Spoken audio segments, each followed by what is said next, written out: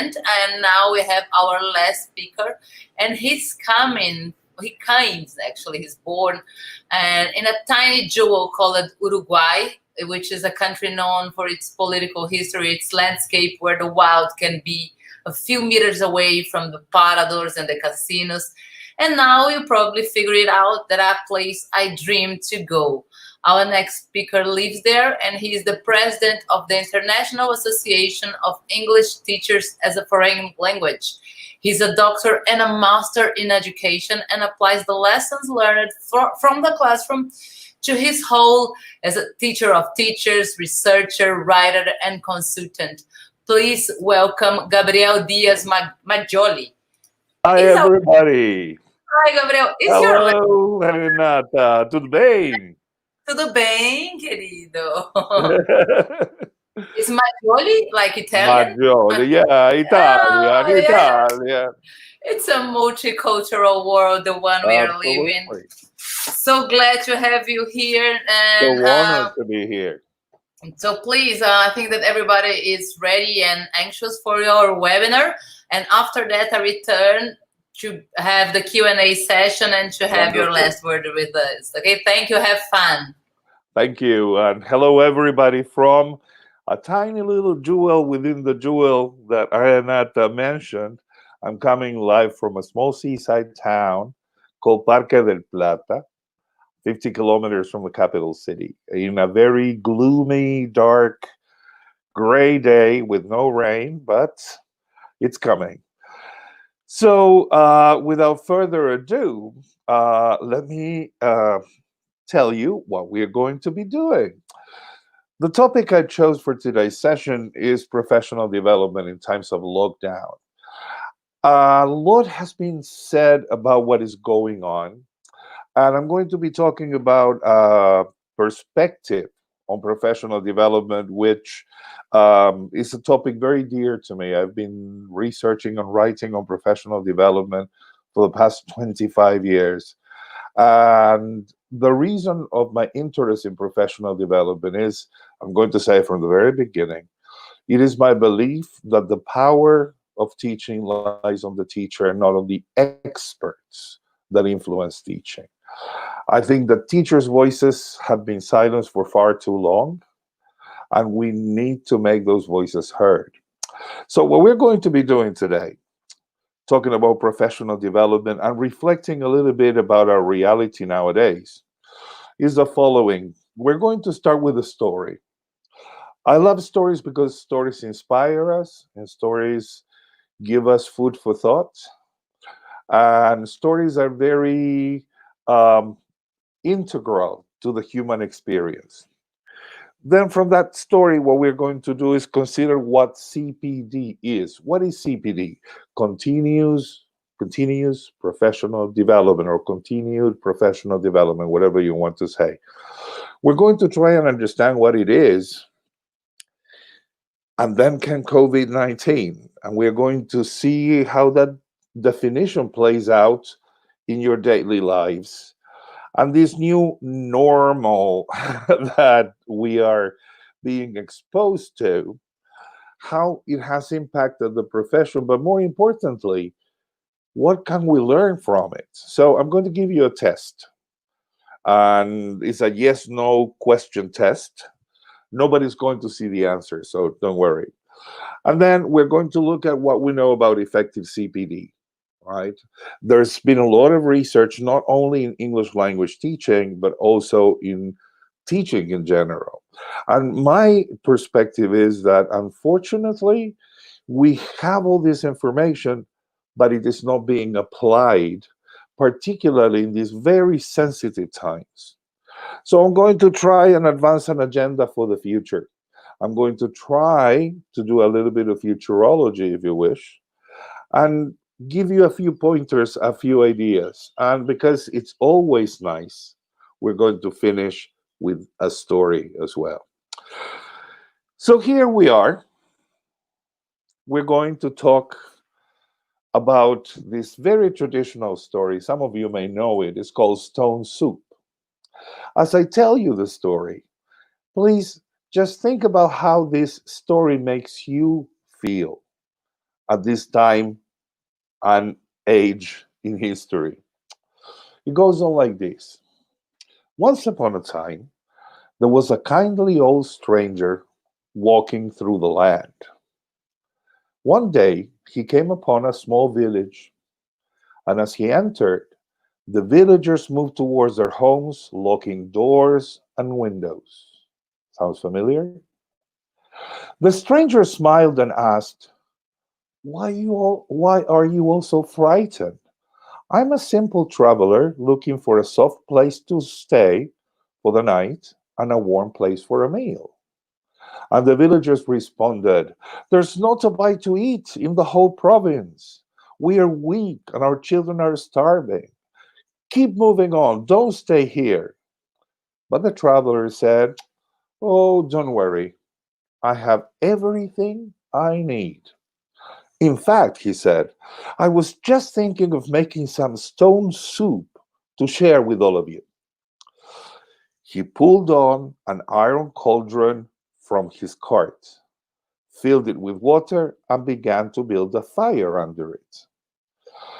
Then, with great ceremony, he drew an ordinary looking stone from a silken bag and dropped it into the water.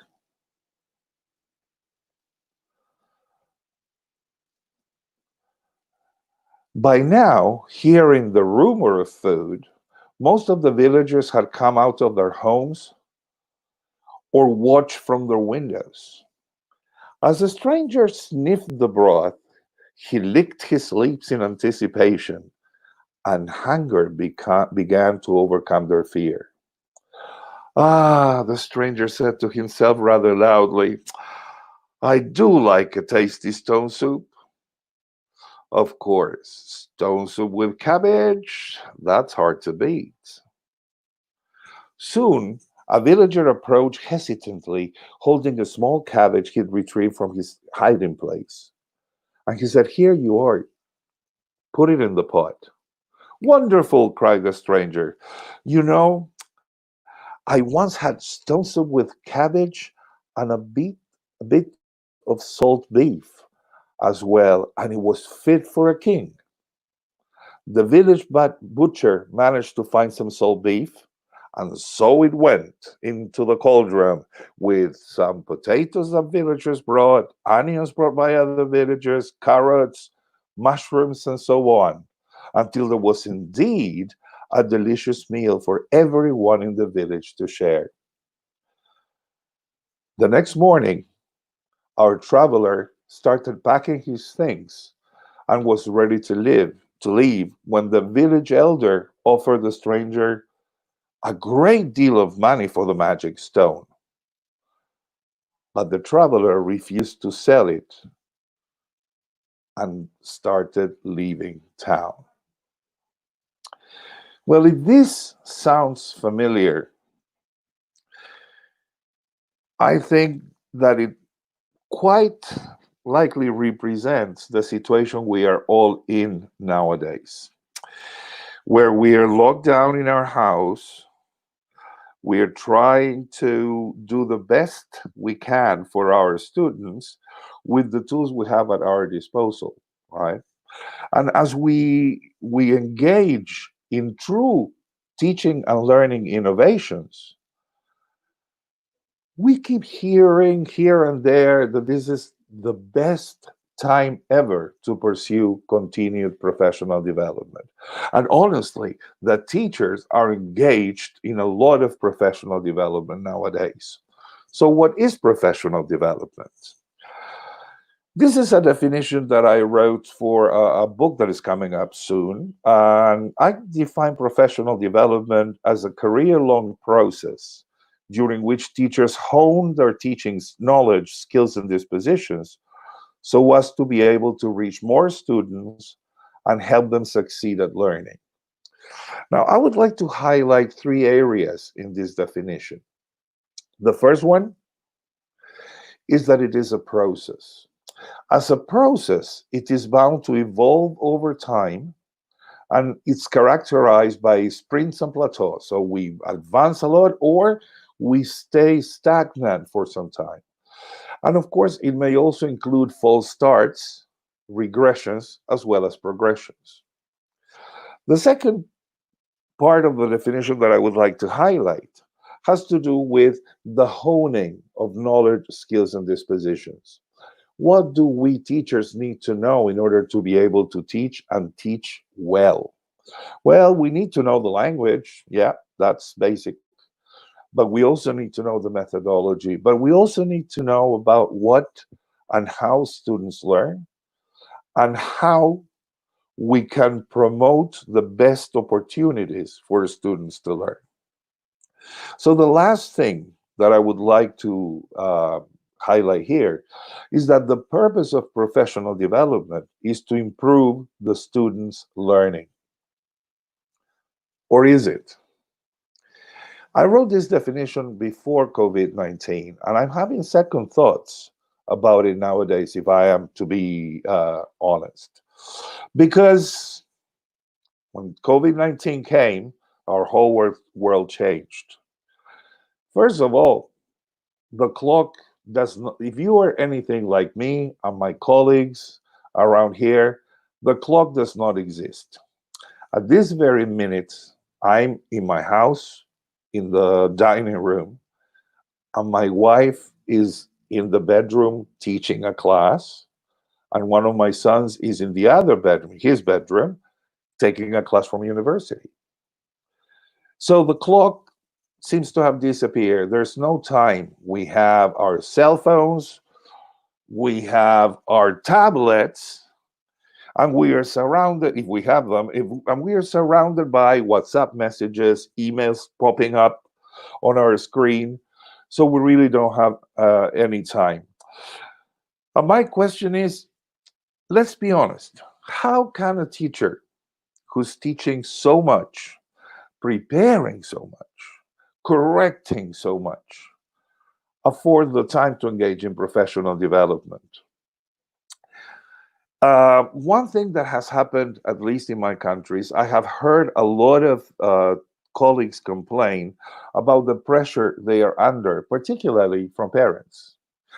As a parent myself, I'm outraged at some of the stories that I've heard, where parents say, I want you to teach them on this video conference software every single day that you were supposed to have a class. And if you say, but we are also using like a learning platform, learning management platform. So whatever we do there is also part of my teaching. And we are using applications with activities that is also part of the teaching. But the parents don't see it. They just feel if you are not in front of the camera, you are not teaching. And so socially, at least in my country, teachers have come under a lot of criticism. Well, everybody was very happy to go out at 9 p.m. and clap for the health workers who get all my respect and gratitude for putting themselves in so much risk. My colleagues and I have also been doing a lot of things that we were perhaps not even prepared to do. And we've been doing it really mostly on our own. So that magic stone that made the soup so tasty by bringing others around has not always been with us. Fortunately, there are influential people who really recognize what we do. And here is a tweet from Shonda Rhimes. I don't know if you know Shonda Rhimes. She's a TV producer of very famous shows like Grey's Anatomy, for example, Scandal, How to Get Away with Murder. She's a really influential people and is followed by many people on on Twitter. And this is what she wrote on March 16. Been homeschooling a 6-year-old and 8-year-old for 1 hour and 11 minutes. Teachers deserve to make $1 billion a year or $1 billion a week. So we are, after all, getting some recognition. But we have settled into what people have been calling the new normal. And I say, no, there's nothing normal about this. Normal means I can go out when I feel like I want to go out and take a breath of fresh air. Normal means that I'm teaching here in my home. My wife is teaching in the bedroom. My son is learning in the bedroom. And perhaps we cross each other on our way to the bathroom, but we don't talk to one another. So there's nothing normal about this situation we are in. And if your desk looks anything like mine, it's a mess. Now, I used to have a friend, well, I have a friend who used to have this wonderful notice on her desk. The notice read, "A clean desk is the sign of a sick mind."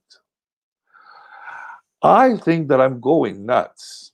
As you can see on this desk, it's just like yours, right? There's food in it. You sometimes start smelling something and say, where does that smell come from? And then you forgot that under the pile of books that you've been using and materials that you have spread out all over the table, you forgot a piece of a sandwich last Friday, and now it's getting rotten and beginning to smell. So again, there's nothing normal about this situation. So before we go any further, I would like to give you a test. This is a test of 10 questions, and I'm going to share let's say the answers at the end. What I want you to do is, as we go question by question, just think how true they are for yourself. Okay? It would be good if you could write down numbers 1 to 10, and then what your answer to each of the questions has been. So let's see this. Question number 1. Are you sometimes afraid that others will discover how much knowledge or ability you currently really lack?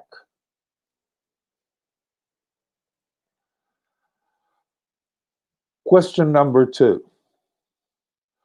Do you hesitate to allow yourself to believe that you are a good online instructor?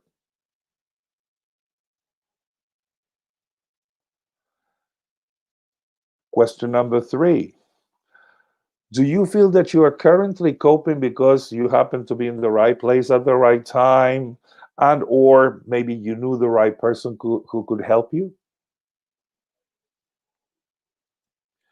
Question number 4. Do you feel uneasy and discouraged if your online class is not your best, or at least very special?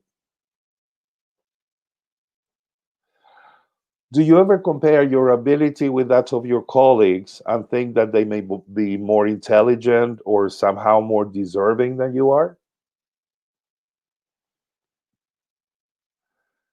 Question number 6. Are you afraid that your students will find out that you are not as capable as they think you are? And do you often worry about the quality of your online teaching, although your students are learning? If you receive a great deal of praise or recognition for your teaching, like when your students say something at the end of the video conference, like, teacher, best class ever, do you tend to discount the importance of what you've done? You say, no, this is actually because you guys also were there. How about number 9? Are you disappointed with your present teaching accomplishments?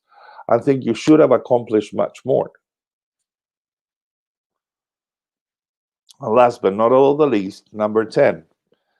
Do you tend to avoid asking your students to evaluate your teaching? Or maybe dread their answers if the evaluation of your teaching is mandatory? If you have answered yes to at least 4 of these questions, you are suffering from something which is called impostor syndrome. This new normal has thrown us in at the deep end. And we have had to cope with learning how to manage technology, and more importantly, how to solve the problems that using technology has brought along when your students have no connectivity, for example, when you don't have connectivity, when you don't have materials to teach and you have to create them, right? The first tendency that we have is to diminish our worth and our work because we don't feel that competent or that confident. This has certainly happened to me. I'm not teaching English language learners anymore, but I'm teaching future teachers, and I teach the introductory methodology course. And my challenge this year is they are going to be doing teaching practice not in a classroom, but through the computer.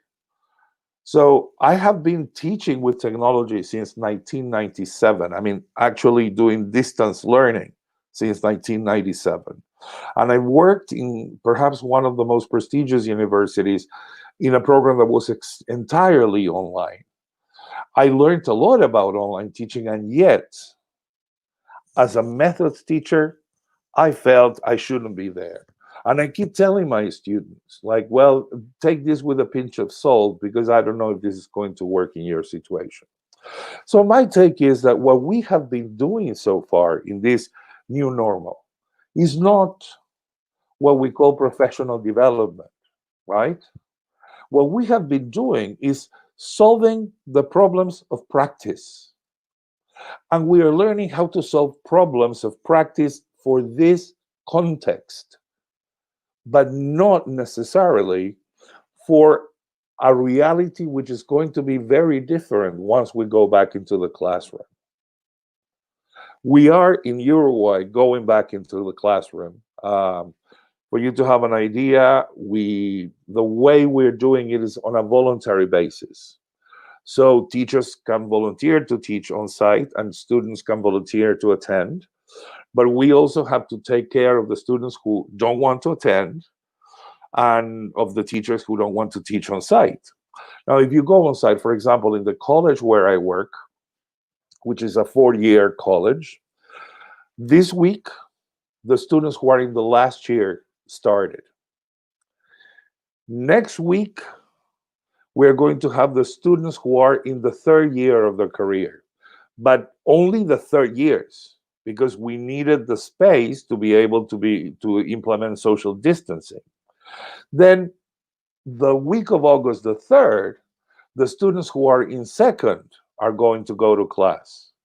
But the 4th years and 3rd years are going to be learning online again. And then because we have many students in 1st grade, the 1st year of college, some of them are going to go 1 week and some others the following week. So that means that I won't be able to see my students face to face for 5 weeks, until 5 weeks after the last time I taught them. I'll see them like this. All this brings challenges to us that we have to solve through what we might call professional development, because after all, we are trying to learn as well as our students. And this is a beautiful thing because we've been talking, those of us engaged with distance learning and technology mediated instruction, a lot about the Vygotskian perspective where the teacher is the learner at the same time as the learners who are the teachers. Boy, was Vygotsky right. I've learned so much more from my students than I could have possibly taught them. And the problem is that in general, right, I'm generalizing here, we don't have much support. A lot depends on who you are working for and who you're working with. I'm very proud of my country for many, many reasons. But one of the things that made me the proudest this year was that when this crisis hit us, all of a sudden, all the educational levels came together. So we would volunteer our time to do free webinars, to share things that were actually working in our classrooms. And teachers had access to those things through a dedicated YouTube channel. We used our own accounts for technology. So we would do 40 minutes, then take a 5-minute break for a cup of coffee, come back and do another 40 minutes. but the whole community came together, which is not necessarily what happened in other places in the world. So we do have some generous contributions from colleagues. And what we have tended to do, at least I have watched a lot of webinars like you guys are doing now. A lot of webinars, many times with conflicting messages. There's a lot online, and I see in many webinars the same problem that I see with material downloaded from the internet. It's not curated. Anybody who has a camera and a computer and wants to say something can create their own YouTube channel and teach a webinar and give advice to teachers.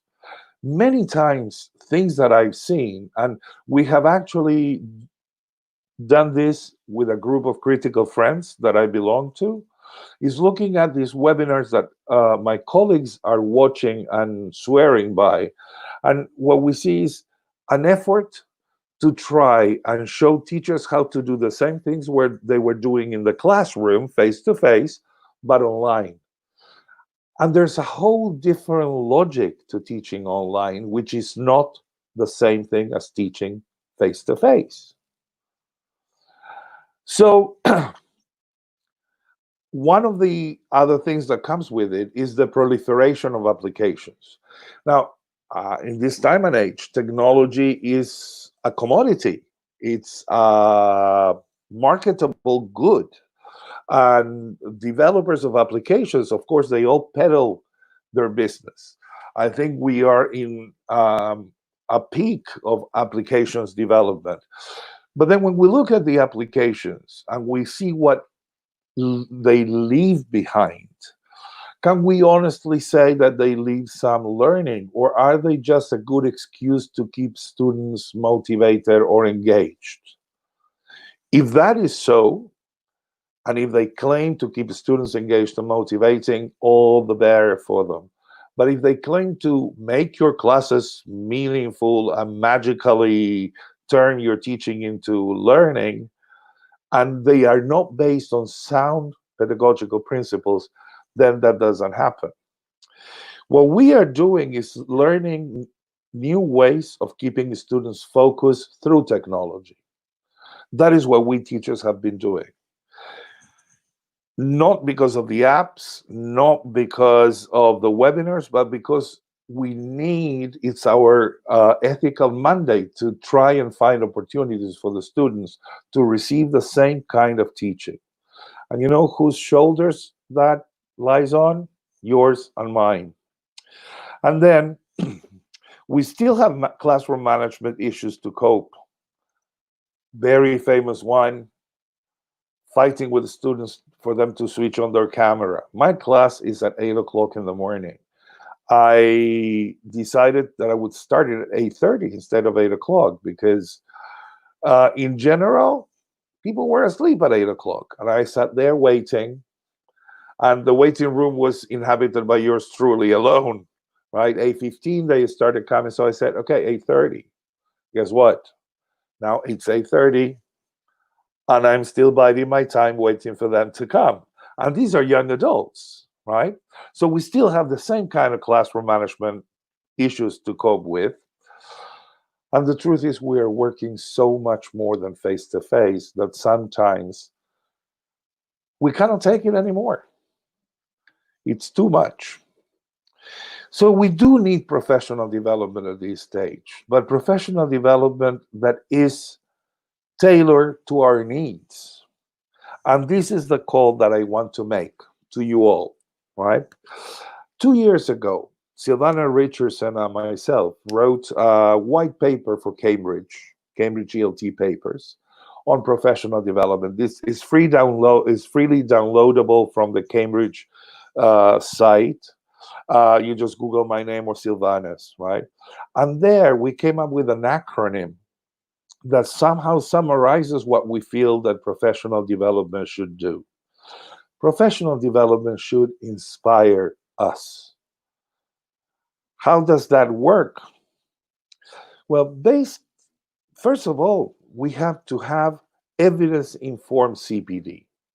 We cannot just jump on any bandwagon that is not supported by evidence. And I mean, evidence is in the form of research, but also what we hear works for our colleagues. After all, CPD programs, a program of continuous professional development, these programs require a significant investment of time on the part of the teacher, resources on the part of the school or ministries of education, but more importantly, they need a commitment from everyone involved. And that everyone includes the parents, the students, the teachers, the school administrators, or the Ministry of Education. If one of those is not committed to teachers' growth, then growth is not possible. Another thing that we learned from evidence-informed CPD is that not all CPD initiatives are effective. And by the same token, not all CPD materials are reliable. So where do we turn to if we cannot turn to the web, for example? Well, the first thing you have to think about is what types of CPD initiatives result in better learning, not just for the students, but also for their teachers nowadays. And I think that the best kind of learning that can happen is learning that helps our teachers go through this pandemic and come out of it strengthened and even in one piece. Because I'm seeing how much of a toll this whole situation is taking on our colleagues and even on myself. So I'm worried about our health above and beyond the virus. Just the work can really affect us. So, as I said, back in 2005, Andy Hargrave said that what we want for our students, we should want for our teachers. And what do we want for our students? Learning, challenge, support, and respect. So this is my quest, to tell people about good professional development, to give you tools for you to select what is really worth selecting, and not just something that puts like a band-aid on a big wound.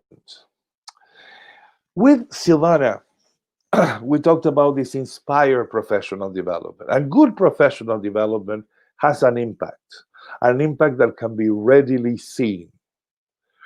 Impactful in the sense that it impacts the teaching that is going on. There's something new. There's something different from the old times. And it impacts also the learning that students are going through. Just this morning, I was discussing with my student teachers, the student teachers I work with, the difficulty that they are having now that they are meeting the students face to face to get the students to actually participate in class and talk. Students are kind of afraid. And then we came to the realization that actually most of these students, because of different issues, connectivity, lack of teachers, they hadn't seen English for the past 8 months. We finished courses in November last year. And now they're coming back to the classroom at the end of July. So they haven't actually heard English for learning in a school for 8 months. So they tend to revert to their original shyness, avoidance of participation, and they have this strongly held belief that when the teacher speaks to them in English, maybe they don't understand, but they do understand much more than they can actually produce. And the fact that we've had all these pressures, and I know, I don't know if this has been the case in your countries, but when parents started complaining so much that they wanted the teachers on the screen, many times teachers ended up going back to a very transmissive form of teaching, right?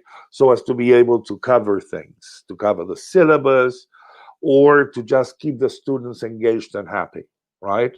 There has been a lot of explaining, of telling, and not so much interacting.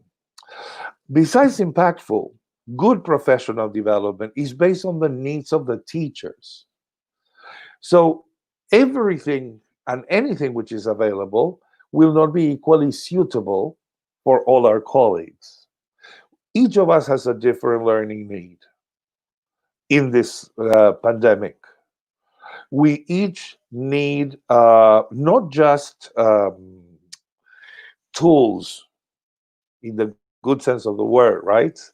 Not just tools, but also inspiration, ideas.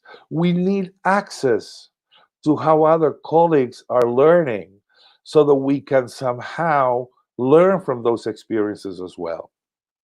And saying that professional development has to be needs based does not mean that it has to do with the technology.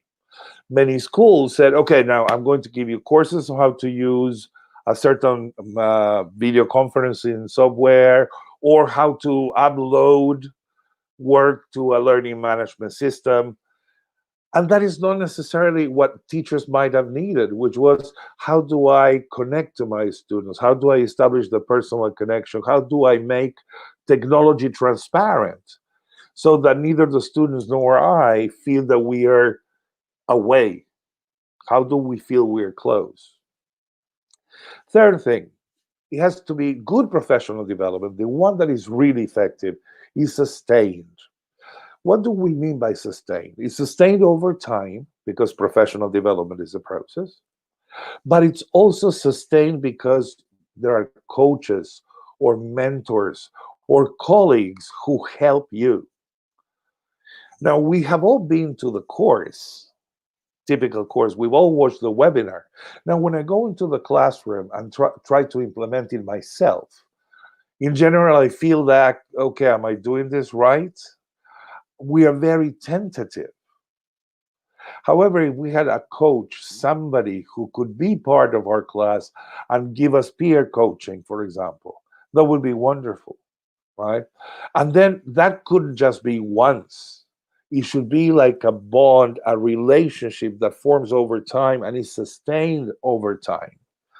You cannot find that in a webinar. You cannot find that in an application. That is human contact, and I'm going to come back to that. The other thing is, we know that good, effective professional development is peer collaborative. We learn from our peers. You know, when you read the evaluations of many conferences, one typical question is, what did you like the most about the conference? And without a doubt, the great majority of teachers will answer the chance to be with my peers, to share ideas with my colleagues, to talk to my colleagues. And that is true because we are a gregarious profession. We are a social profession. We need that social contact. Now, we know that good, effective professional development is not theoretical. You can read as many articles from research, methodology books as you want, but unless you put it into practice and you learn to unlearn what you used to do wrong, then professional development is not going to create the effects that we wish it to create. And it has to be reflective.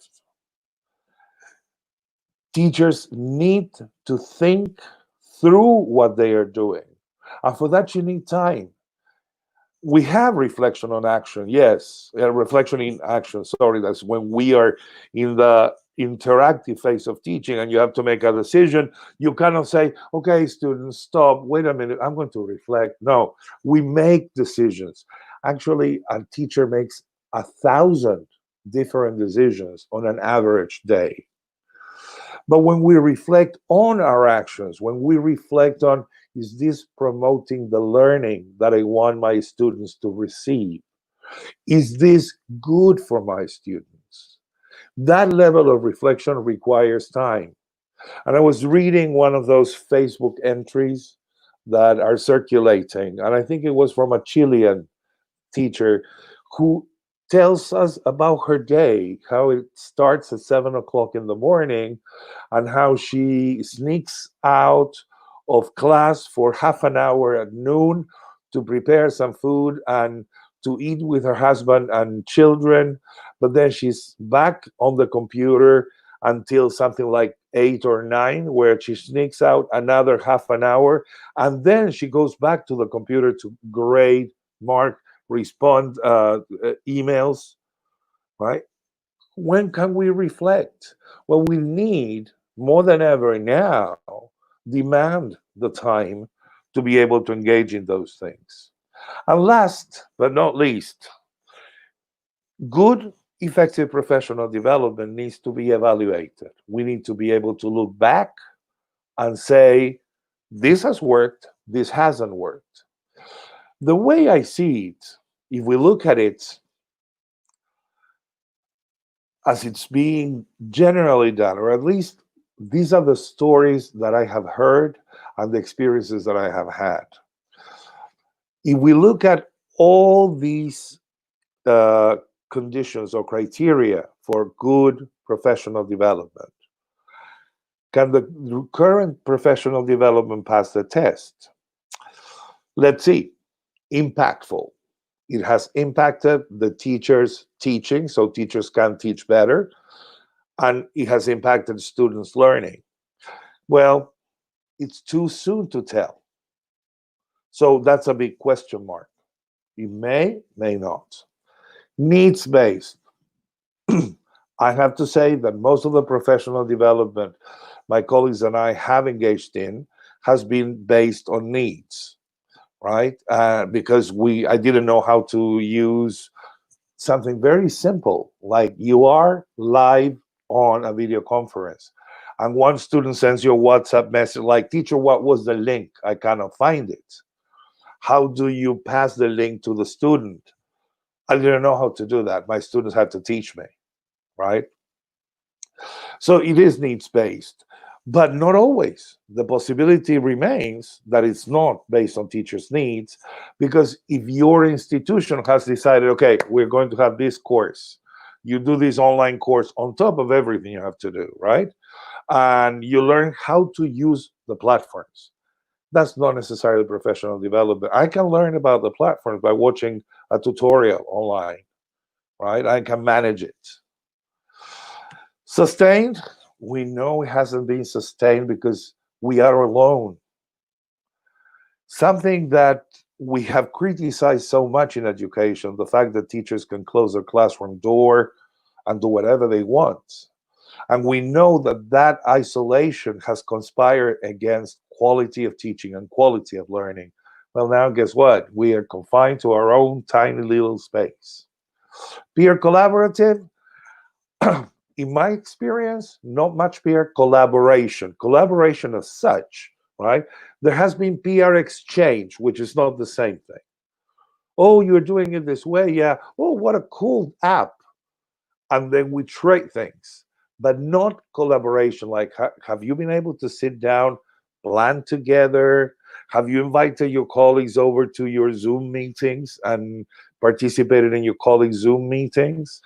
Have you invited your colleagues to be guest speakers in your class, right? Because after all, you could be a guest speaker in their classes, and in that way that you could increase interaction. In practice, yes, we have to say that everything we are learning, pardon me, this is not COVID, this is smoking. Everything that we do has a ready practical application, but, and there's a but, that application is a spur of the moment thing. I've seen these things happen on site and online. We learn about a new thing and then everybody starts using it.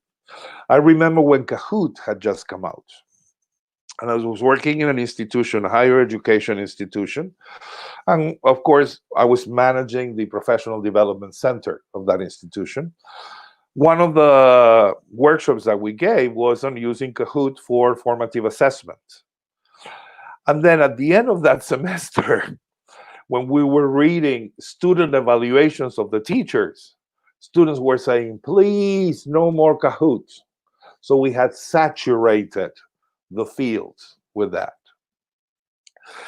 Reflective, I'm not going to say no. I'm tempted to say no, but I'm not going to say no. I'm going to put a question mark because maybe just by engaging in this kind of activity that we are now doing, right, we can access some level of reflection, right?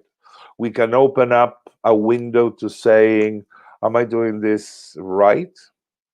I always tell my students there's a wonderful quote by Paulo Freire where he says something along the lines of, when a teacher is doing something, a teacher should always think, who am I doing this for? And who am I doing this against? And I encourage my students to take the social justice perspective in their teaching. They create an activity, a task, a handout. Okay, let's think in terms of your students, who is this for? And who does this conspire against? Right? And last but not least, I can very well say that this professional development, the one we're currently having, is not evaluated and it's not going to be evaluated. So if I were to run the litmus test of current professional development, unfortunately, I would have to say, no, it doesn't pass the test. Okay? So how can we best prepare ourselves for a future which is uncertain? Very uncertain. Well, I would like you to fill in the blanks. Could you please read and just think what words could go in the blanks? Read this little opinion piece while I take some water.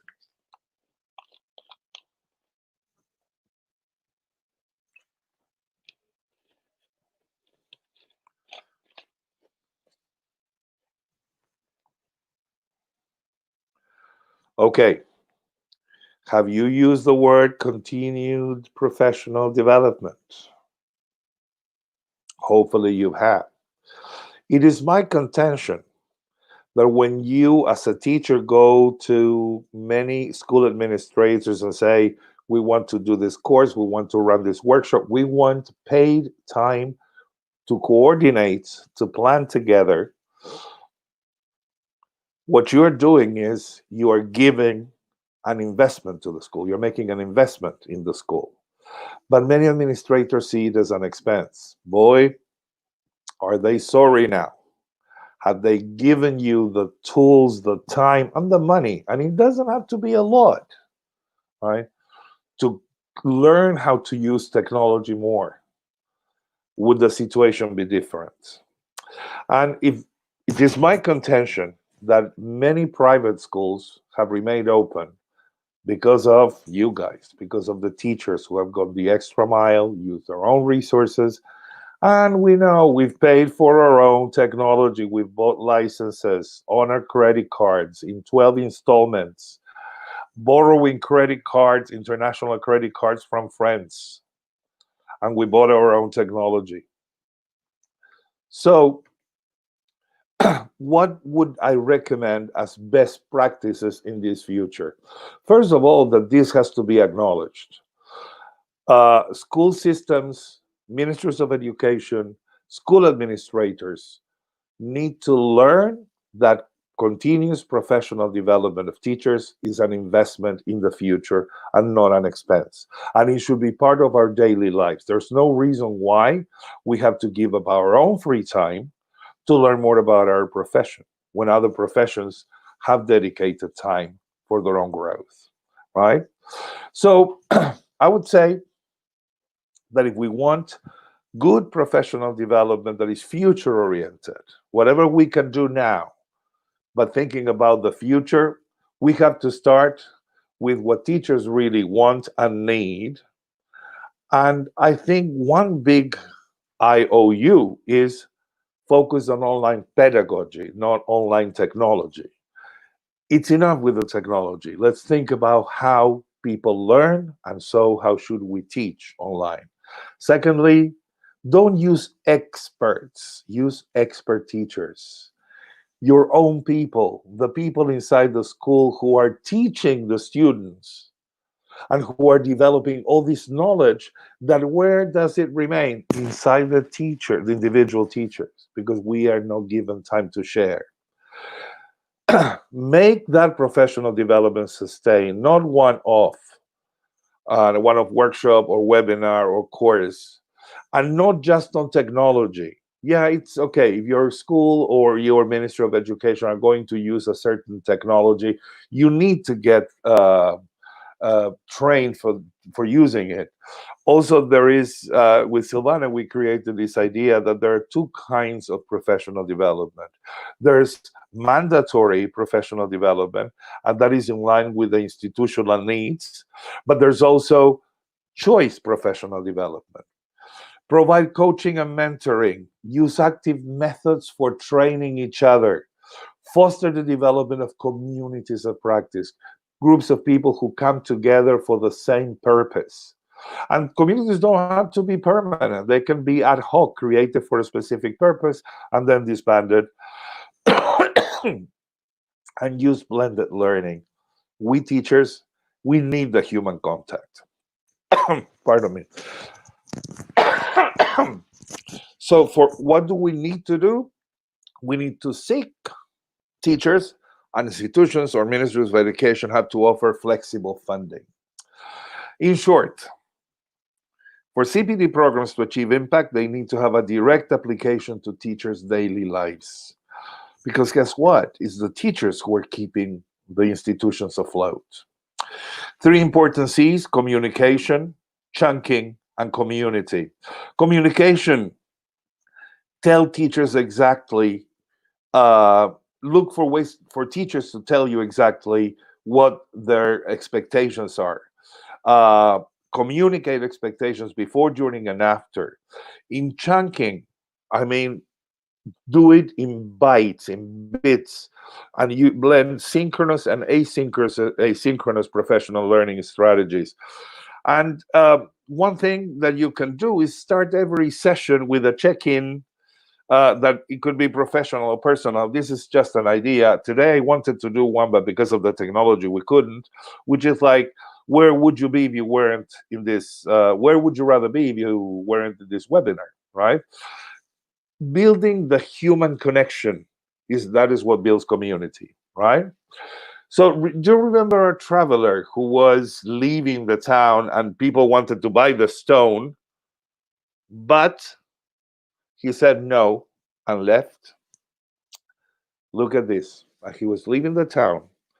The stranger came upon a group of village children standing near the road. He gave the silken bag containing the stone to the youngest child, whispering in his ear, it was not the stone, but the villagers that have performed the magic. Now we can create magic, and we have magic to do. But that magic will only happen if our colleagues are all part of it, if the villagers come together. So I want to thank you very much for attending the webinar. Renata. Hi, I'm back here. You're back. Let me see you. Before the questions, I have a few things to say to you, Gabriel. Yeah. Crystal clear view. I'm his #1 fan. These are all a few quotes I took it from our chat. People were very excited about your webinar. I thank you. I'm glad. I'm very glad that you quoted Paulo Freire. I have to say. Of course. And I love the fact that you mentioned the power of the teacher, because I do believe in the same thing as you. Now, shall we start with the questions? Absolutely. Maria Clarfeld.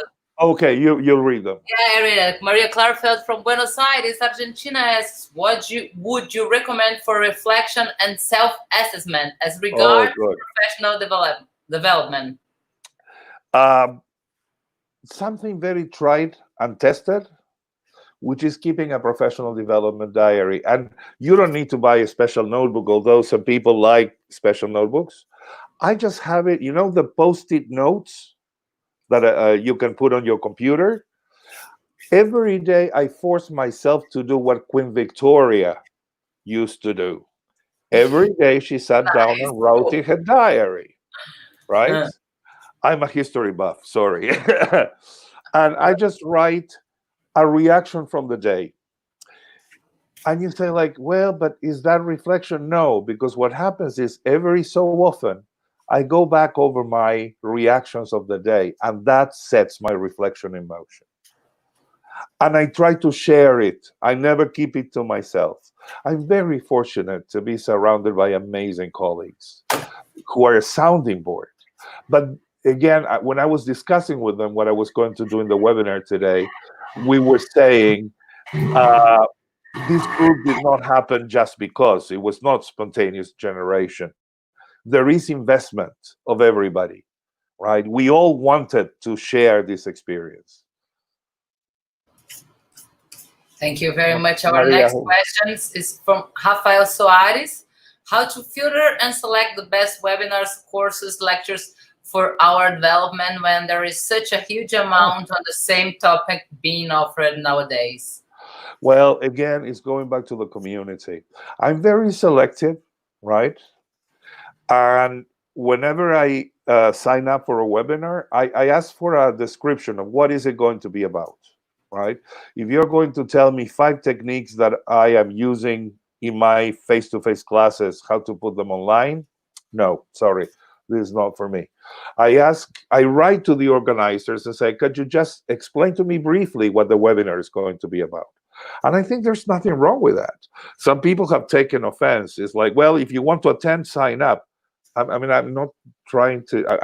I'm a learner, right? Could you tell me what I'm going to be learning, right? And yes, it's true.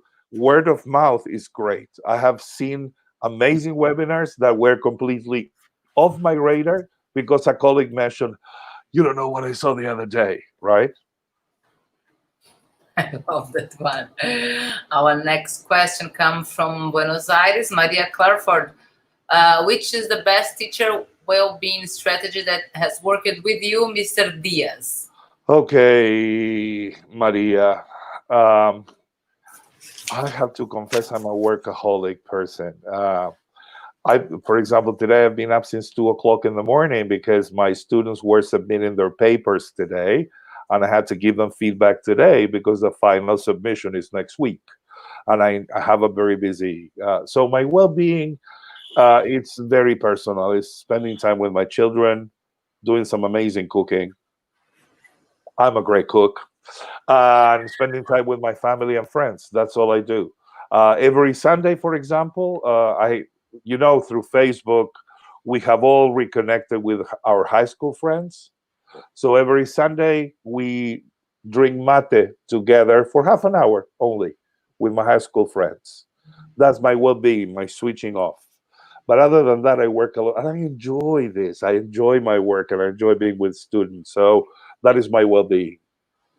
Thank you very much. Our next question, Monica Beatriz Ziegler for Lomas de Zamora, Argentina. Will teachers be able to profit from affordable online CPD after COVID-19?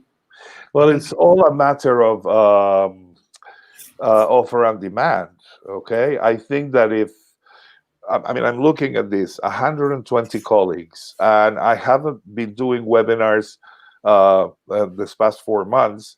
450, 200, 300. So there will be a lot of free stuff. So providers of online professional development will have to lower their prices otherwise, because there's so much out there, right? Or that one would hope.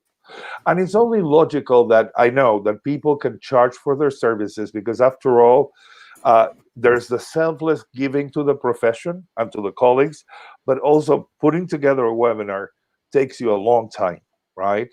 And making sure that you're sending the right message, is rehearsing, is showing your slides to other people to see, is this clear? What questions may come up? So there is something that has to be paid, right, for services, but not the outrageous prices that some people charge, like $100 for a 2-day event.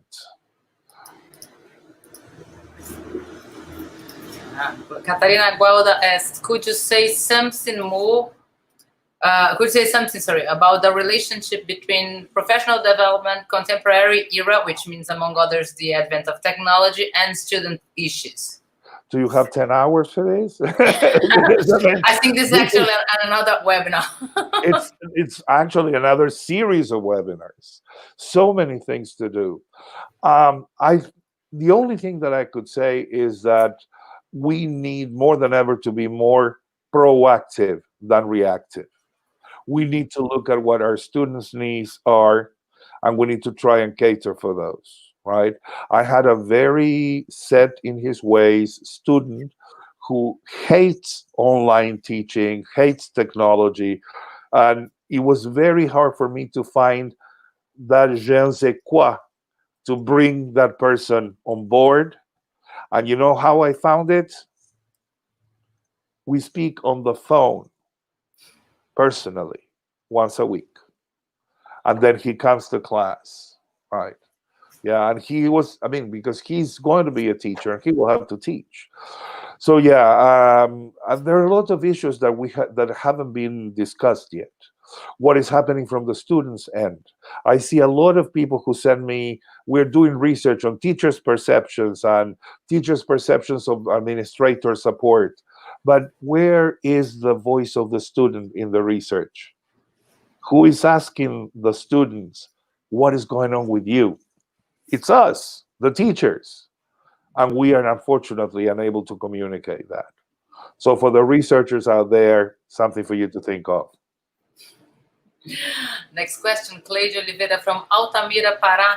I had to adapt to remote teaching overnight with no training. I often felt pressure to do the job and get results. How can we deal with emotions? That's a very important Okay, you see, this is a typical case, right, where we see the imposter syndrome coming up.